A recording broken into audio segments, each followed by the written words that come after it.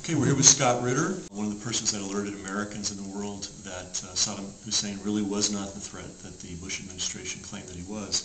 He's written an important new book, Waging Peace, and it talks about something that we need to pay attention to, which is the fact that we don't really have an organized, professional, mature peace movement in the United States. We lack strategy, we lack tactics, and we lack operational ability. I want to encourage everybody to get this book and read it. It's got the U.S. Constitution in it. Absolutely. It gives no one an excuse.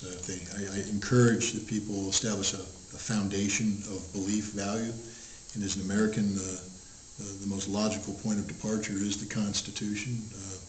Surprisingly few Americans are conversant in the Constitution, so I ensured that it's one of the appendices to this book, and that way there's just no excuse. If the Constitution defines who we are and what we are as a people, the Charter of the United Nations defines a framework of interoperability between nations.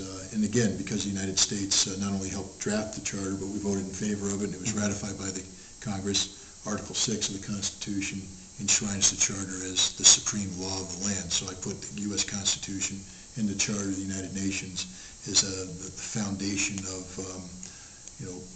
legal thought, so to speak, for not only American citizens but global citizens to operate from. Great. And you recommend that American citizens actually read the U.S. Constitution, read the UN Charter, and begin to learn the real skills of organizing and taking action around those two documents. Well, again, what is your center of gravity? What defines who you are and what you are? We have our elected officials take an oath to uphold and defend the Constitution. The men and women who wear the uniform of the Armed Services of the United States take the same oath. Isn't it therefore incumbent upon we the people, that's from the preamble of the Constitution, to actually know and understand the very document that we are not only judging and holding our politicians to account for, but asking the young men and women who serve in our armed forces to die for? Yeah, read the Constitution. Once you have that, then you're empowered as a citizen to actually do things. And then I talk about, you just don't go do things haphazardly. There has to be a structure, organization. There has to be strategy. There has to be tactics. There has to be operations. The art of war. But a lot of people will say, well, wait a minute, how can you speak of the art of war when you're speaking about the anti-war movement?